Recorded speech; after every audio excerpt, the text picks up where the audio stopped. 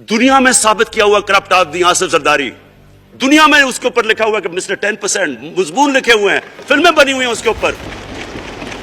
और उस मुल्क में लोग कहें जी एक जरदारी सब पे भारी, क्या कि वो रिश्वत देता था इसलिए सब पे भारी हो गया? क्या ये हमारा मुल्क? दूसरी तरफ देखें, दूसरी तरफ यहां बैठे हुए हमारा लीडर नवाज शरीफ, और नवाज शरीफ एक डाकू, मुल्क को 30 साल से लूट के मुल्क से बाहर भागा हुआ है, झूठ बोल के बाहर भागा हुआ है। सारे मुल्क के सामने हमें कैबिनेट में हमने 6 घंटे में बताया जी उसको ये भी बीमारी है, उसको ये भी बीमारी है, उसको ये भी बीमारी है, वो शायद वो जहाज पे भी ना चढ़ सके, वो शायद मर जाएगा। शीरीन के आंसू आ गए कैबिनेट में, और शीरीन के आंसू आने आसान काम नहीं है स्पीकर साहब। तो हमने उसको वहां जैसे वो जहाज पे चढ़ा, जैसे वहां गया वो एकदम ही तब्दील, और आज वहां जाके तकरीरें कर रहा है, वहां बैठ के स्कीमें कर रहा है, वहां बैठ के प्लानिंग करके जी उसे इतना पैसा दो, उधर इधर पैसा खिलाओ।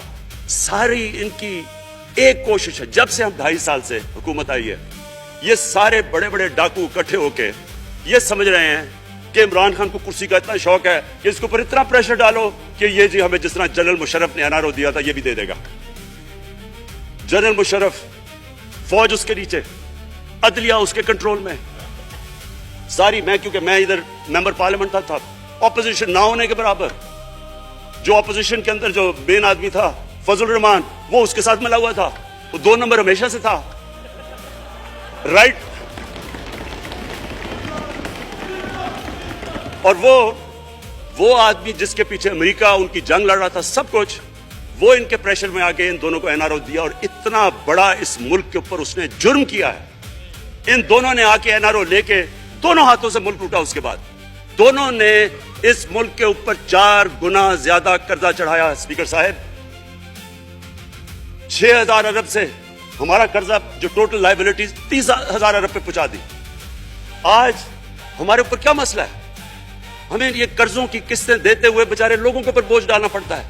ये जो महंगाई है इसके बाद मैं बाद में बात करता हूं, लेकिन पहले ये बात कंप्लीट कर लूं कि देखिए स्पीकर साहब, मैं ये 2.5 साल से तमाशे देख रहा हूं।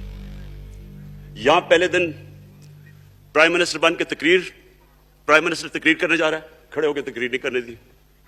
क्यों तकरीर नहीं करने दी? क्योंकि उनको पहले दिन से डर था कि ये हमारे जो करप्शन के केसेस ये माफ नहीं करेगा। करप्शन के केसेस हमने नहीं बनाए थे स्पीकर साहब, ये सारे इनके दौर के केसेस बने हुए इनके ऊपर। आपस में तो इनका मुकबका था, अपना नैब का चेयरमैन आपस में मिलकर केसेस इनके बंद कर रहा है।